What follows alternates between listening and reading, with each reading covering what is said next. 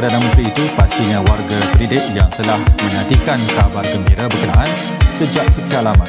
Yang pasti mereka mahu apa Perdana Menteri sebentar tadi dapat direalisasikan dengan jaya, insya-Allah. Terima kasih kepada Datuk Seri Ismail Sabri. Dipencikan minggu depan menerusi satu sidang media khas. Menteri Pendidikan Fadlina Siddiq berkata semua perkembangan mengenai hala tuju pendidikan dalam negara untuk masa depan sedang diteliti ketika ini. Hanya sekarang ini adalah proses untuk saya mendengar, mengambil pandangan. Muncul antara tiga negara terhebat dari segi pentaksiran pendidikan. Pengarah Eksekutif Unit Pelaksanaan dan Presiden. Jadi bagaimana sistem pendidikan yang berjaya ini boleh melakukan daripada tahap mana pun mereka berada, bagaimana dia melakukan peningkatan itulah. Dalam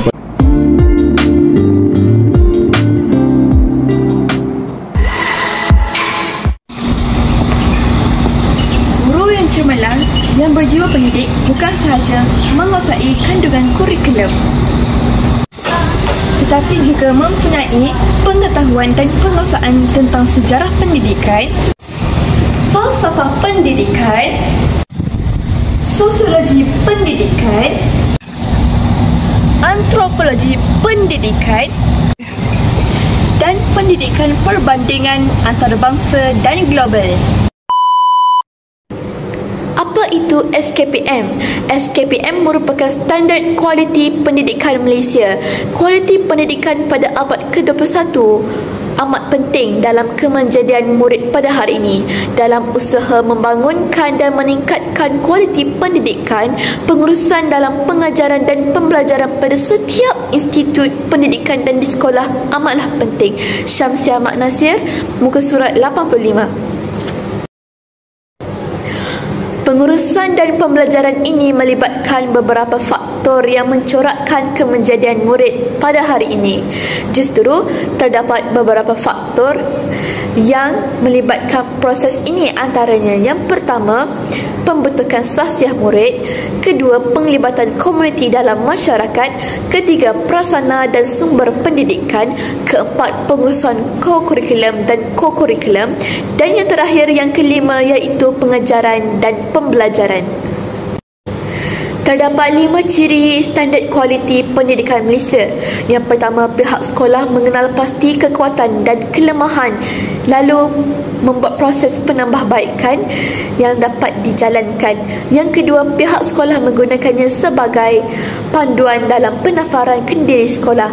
Dan yang ketiga, JNJK menggunakan SKPM 2010 untuk melalui penaziran dan penilaian. Seterusnya, yang keempat, JNJK telah menyemak semula SKPM Sekolah 2003 dan memantapkannya. Dan yang terakhir, yang kelima, merupakan kesinambungan kepada SKPM Sekolah 2003. Tindakan yang perlu dilakukan oleh guru dalam mencapai standard kualiti yang ditetapkan iaitu di mana yang pertama, guru merancang pelaksanaan PDPC secara profesional dan sistematik, di mana hal ini guru menyediakan rancangan pengajian harian iaitu RPH, di mana guru menentukan kaedah pentaksiran, menyediakan sumber pendidikan, menetapkan bilik atau ruang sebagai tempat pembelajarannya spesifik. Seterusnya, guru mengawal proses pembelajaran secara yang terancang. Hal ini untuk mengelola isi pembelajaran dan peruntukan masa serta memberi peluang kepada penyertaan masa. serta memberi peluang kepada penyertaan aktif juga kepada murid dengan menepati objektif pembelajaran.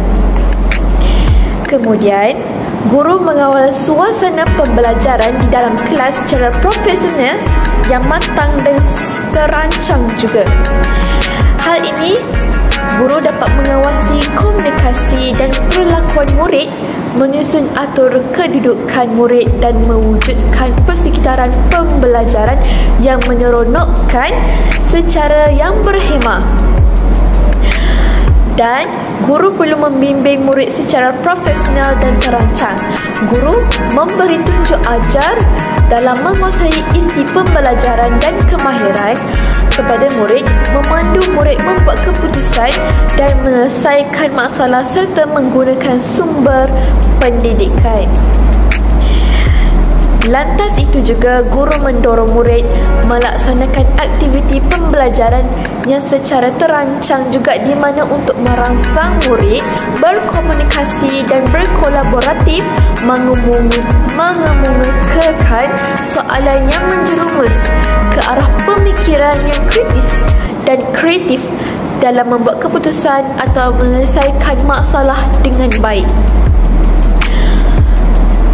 Dan guru mendorong emosi murid melaksanakan aktiviti pembelajaran secara terancang.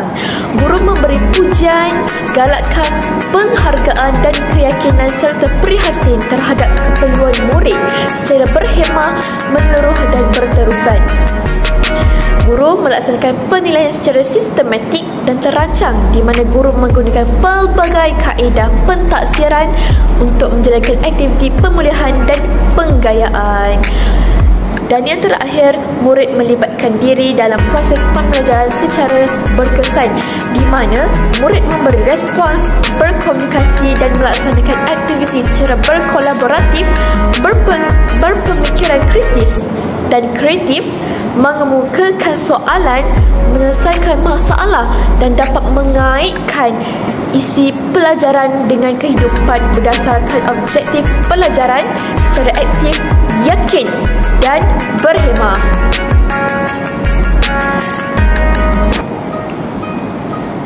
Oleh itu, guru memainkan peranan yang penting dalam membentuk kualiti dan keupayaan generasi yang baharu dalam menyesuaikan diri ketika berhadapan dengan cabaran dan perubahan peradaban global. Tidak juga dinafikan bahawa PPPM turut memainkan aspek yang sangat penting dalam hala tuju pendidikan terhadap pembentukan guru yang berjiwa pendidik ini. Tetapi, apa itu PPM? Jom kita saksikan. Membalikan semula ujian pencapaian sekolah rendah UPSR dan pentaksiran tingkatan 3 PT3 bergantung kepada hasil pembentangan laporan Pelan Pembangunan Pendidikan Malaysia 2025 yang akan tamat 3 tahun lagi. Menteri Pendidikan Fatidina Siddiq berkata sebarang keputusan perlu merujuk kepada fakta dan data yang dikumpul sepanjang tempoh PPPM 2025 dan bukan kepada kecenderungan sedia ada. Dan katanya pendirian KPM ketika ini ialah untuk memperkukuhkan pentaksiran berasaskan sekolah PBS bagi penambahbaikan kemajuan dan potensi pelajar berbanding peperiksaan. Ujarnya ia sebagai proses ansur maju kanak-kanak secara holistik yang tidak tumpu kepada satu aspek sahaja. Beliau berkata demikian ketika diminta mengulas berhubung sama ada peperiksaan UPSR dan PT3 akan dilaksanakan semula dalam masa terdekat. Ekoran ramai ibu bapa menuntut agar ia dikembalikan dalam sistem pendidikan negara. PPPM ia dilancarkan pada 2013 bakal tamat pada 2025. Apa itu PPPM? PPPM merupakan Pelan Pembangunan Pendidikan Malaysia di mana Kementerian Pendidikan Malaysia telah menghasilkan pelan ini 2013 hingga 2025 yang dipanggil PPPM 2013 hingga 2025 bagi menyediakan pendidikan yang terbaik untuk semua murid secara menyeluruh. PPPM telah diperkenalkan pada tahun 2013 untuk tempoh 13 tahun sehingga tahun 2025.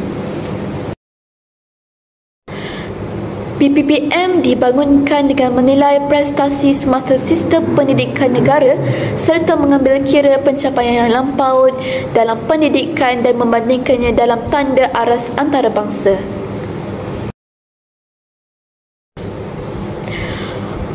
Penilaian ini berfokuskan kepada pembangunan dan perkembangan serta menambah baik sistem pendidikan secara berterusan.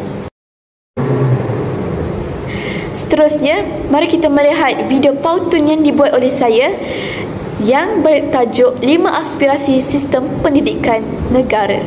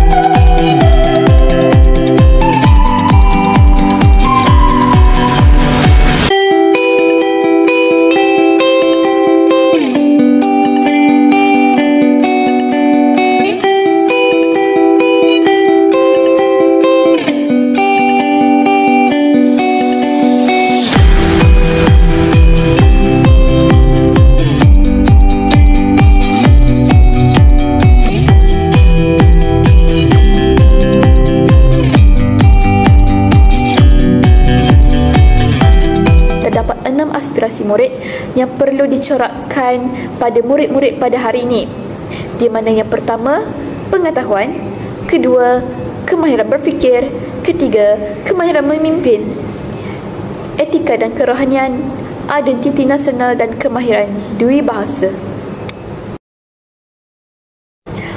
Pengetahuan, murid perlu memiliki keupayaan literasi dan numerasi. Kurikulum ditambah baik dengan memberikan penekanan kepada pengajaran yang berpusatkan kepada murid itu dengan pengajaran yang berbeza. Seterusnya, kemahiran berfikir. Setiap murid perlu menguasai pelbagai kemahiran kognitif yang menggalakkan murid berfikir. Murid mempunyai keupayaan memacu pembelajaran sendiri dan kemampuan untuk menghargai nilai pembelajaran sepanjang hayat. Kemahiran memimpin. Usaha membina pemimpin berkualiti yang bakal menerajui negara terpenting ini diwujudkan. Keusahawanan, berdaya tahan, kecerdasan emosi dan keterampilan komunikasi merupakan 4 elemen dalam kemahiran ini. Kemahiran dui bahasa, di mana bahasa Melayu merupakan bahasa pengantara dalam sistem pendidikan Malaysia. Semua pihak perlu berperanan, bermula daripada prasekolah, sekolah rendah, sekolah menengah dan institut pengajian tinggi. Etika kerohanian. Dengan adanya nilai etika dan kerohanian, menjadikan ilmu dan kemahiran digunakan dengan cara yang betul dan berhemah, malah individu lebih bermanusiawi. Sistem pendidikan yang berkesan akan dapat mempersiapkan murid untuk menjadi berani menghadapi cabaran, menyelesaikan konflik dengan aman, membuat keputusan wajar dalam situasi kritikal. Identiti nasional. Setiap murid tanpa mengira latar belakang etnik, kepercayaan, taraf sosioekonomi atau tempat harus berbangga menjadi rakyat Malaysia. Apabila mereka dewasa, kelak semangat kerjasama ini akan menjadi asas yang baik dalam masyarakat kita. Baiklah, mari kita melihat kepada implikasi terhadap sistem pendidikan dan guru berjiwa pendidik di Malaysia. Terdapat 5 implikasi terhadap sistem pendidikan. Implikasi terhadap kurikulum. Kurikulum kebangsaan perlu menggabungkan amalan terbaik antarabangsa bagi mencapai standard membentuk murid yang berkeupayaan tinggi. Hal ini dapat dibuat penambahbaikan terhadap kurikulum prasekolah, sekolah rendah, sekolah menengah serta pendidikan khas yang sedia ada. Malah kemahiran berfikir aras tinggi iaitu KBAT diterapkan dalam penyusunan kurikulum serta aktiviti di luar bilik darjah dan pendidikan kewangan global ditingkatkan. Yang kedua, implikasi terhadap murid. Guru akan bekerjasama dengan murid dan ibu bapa bagi menetapkan sasaran pembelajaran. Guru juga akan menggalakkan murid menyuarakan pendapat mereka supaya guru tahu gaya pembelajaran yang terbaik buat anak-anak muridnya sendiri. Murid harus sentiasa melakukan yang terbaik dan bekerjasama dengan guru untuk mengurangkan kelakuan yang mengganggu suasana dalam bilik darjah. Yang seterusnya, yang ketiga, di mana implikasi terhadap guru. Guru perlu berkeupayaan dalam merancang dan melaksanakan proses pengajaran dan pembelajaran serta memastikan pencapaian matlamat dan objektif yang ditetapkan. Malah guru harus berani meneroka pelbagai cabang ilmu untuk mempelbagaikan kaedah dan teknik pengajaran yang berkesan bagi memastikan diri dilengkapi dengan kemahiran pedagogi yang bersifat holistik serta kreatif dan inovatif dalam pengajaran. Yang keempat, implikasi terhadap pemimpin sekolah. Pemimpin berkualiti di sekolah merupakan pemimpin interaksional yang cemerlang dan bertindak sebagai ejen perubahan. Pengetua guru besar iaitu PGB perlu berperanan sebagai peneraju, pembimbing dan pendorong kepada guru, murid dan kaki tangan di sekolahnya bagi mendapatkan input untuk sasaran prestasi tahunan dan akan menikmati ketelusan yang lebih tinggi berkaitan keputusan yang memberi kesan kepada sekolah. Dan yang terakhir, implikasi terhadap latihan guru, di mana kurikulum latihan pra-perkhidmatan perguruan perlu dikaji semula bagi memastikan guru dipersiapkan secukupnya untuk mengajar kemahiran berfikir aras tinggi yang dihasratkan untuk murid. Guru berpengalaman yang berkelayakan sebagai mentor akan menelia pelatih di dalam bilik darjah bagi meningkatkan kecekalan dan kualiti praktikum. Baiklah, justru itu saya ingin menyuarakan sedikit di mana implikasi kepada sosial guru. Di sini saya mengambil 5 implikasi terhadap sosial guru cemerlang, di mana yang pertama, memupuk perpaduan dan pembina negara bangsa. Guru berperanan besar dalam memupuk perpaduan dan seterusnya membina negara bangsa. Hal ini dapat membangunkan modal insan dan memastikan pembentukan jati diri murid yang kukuh, berdaya saing, berkeyakinan tinggi dan berpegang kepada agama dan nilai sejagat. Yang kedua, pembentukan modal insan yang seimbang dan harmonis. Hasrat FPK melahirkan insan seimbang dan harmonis tidak akan tercapai sekiranya guru yang bertanggungjawab dalam mendidik dan menyampaikan ilmu tidak berkesan. Guru yang cemerlang dan berjiwa pendidik perlu menghayati hasrat FPK agar sebarang perancangan dan tindakan dalam melaksanakan tanggungjawab sebagai seorang pendidik tidak akan tersasar. Kemudian, mempertingkatkan kemampuan profesional. Kemampuan profesional guru yang penting dikembangkan lagi dalam kreativiti guru dalam melaksanakan pembelajaran yang menarik, mudah difahami dan mewujudkan persekitaran pembelajaran yang menyeronokkan. Pengaplikasian teknologi pembelajaran yang semakin berkembang dalam dunia pendidikan dan dikuasai guru agar tidak ketinggalan dalam revolusi industri 4.0 pada masa kini. Yang keempat, mengamalkan budaya kerja yang cemerlang, di mana budaya kerja yang unggul dan cemerlang menjadi asas kepada peningkatan dan kualiti pencapaian pendidikan. Pembentukan budaya kerja berkualiti hanya akan tercapai sekiranya guru mempraktikkan etika kerja dan sifat integriti yang menyeluruh dan positif. Dan yang terakhir, melaksanakan pendidikan dan kerjasama antarabangsa, di mana menyediakan pendidikan yang berkualiti dan setanding dengan negara luar. Guru perlu berusaha melaksanakan kajian dan membuat perbandingan tentang amalan pendidikan yang terbaik dunia.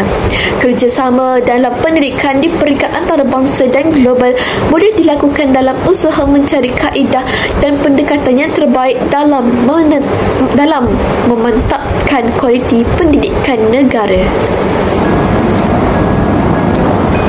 Untuk menjadi guru yang berjiwa pendidik ini, guru itu perlulah mempunyai ciri-ciri khasiat guru yang cemerlang. Apakah itu yang ciri-cirinya? Baiklah, ciri yang pertama iaitu konsep kendiri positif, di mana guru itu mempunyai keyakinan dan keupayaan pada diri sendiri untuk mengajar kepada murid-muridnya. Guru tersebut perlulah mempunyai minat yang baik dan tidak terlalu sensitif.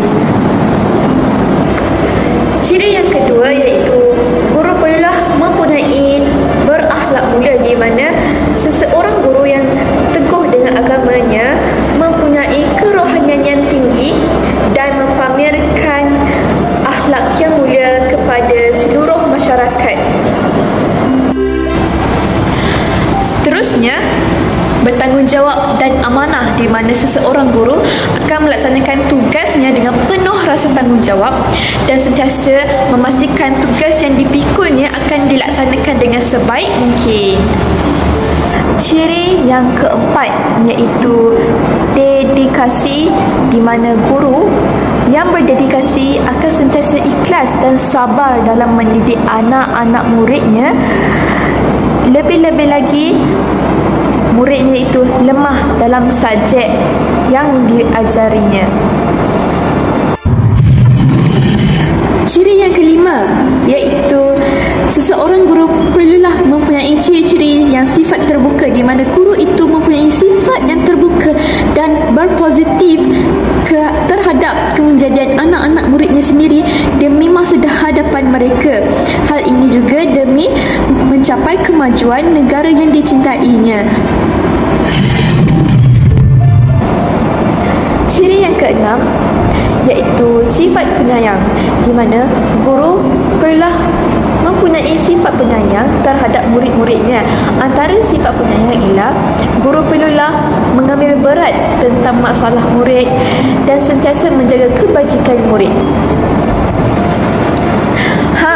Yang ketujuh iaitu sifat penampilan, di mana guru perlulah menjaga sifat penampilan mereka demi menjaga 3 tujuan utama, iaitu yang pertama, kredibiliti profesi guru, kedua, mengundang rasa hormat daripada sesiapa sahaja yang berurusan dengannya, iaitu si guru itu, dan yang terakhir, membina identiti guru yang efektif.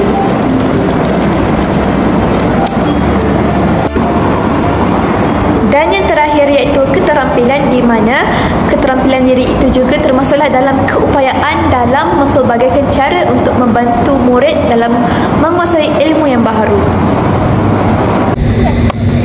Kesimpulannya, pendidikan yang berkualiti mampu melahirkan modal insan yang cemerlang dan maju pada masa hadapan. Justru, khasiat guru yang cemerlang akan memperlihatkan tingkah laku dan sifat-sifat peribadi yang positif, sebagaimana memiliki pengetahuan dan kemahiran pengajian profesional. Kamu